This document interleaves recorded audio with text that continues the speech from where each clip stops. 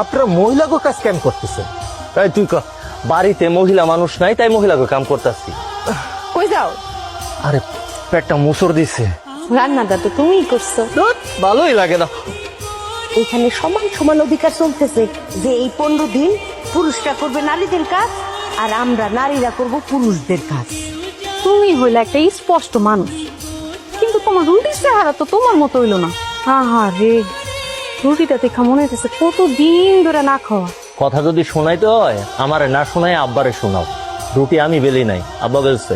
সারাটা জীবন দুজনে একসাথে খাইছি, তাতে কম পড়লো না, এখন বুঝি কম পড়বো? আমার না ভাবতেই ভালো লাগতেছে তুমি একদিন অনেক বড় পুরস্কার পাইবা। কেন আমি পুরস্কার পাবো কেন? সেরা রাঁধুনি পুরস্কার।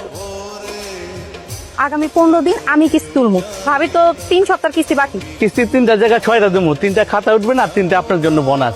বউ তো বাপের বাড়ি, বুঝেন না? তোর কিস্তি আলিফ এসে নিব। কালকে কিস্তি থেকে না লয়ে চলে এলেন, এই কিস্তির টাকার লেগে আমার বাড়ি পর্যন্ত আওয়া লাগলো। হারামজাদা, তুই এখান থেকে যাবি নাকি তোর জুতাটা খুলে দিলে মজা? কোনো কাজকর্ম করো না, খাবোটা কি? আমি সমান অধিকার চাই না। আমিও চাই না।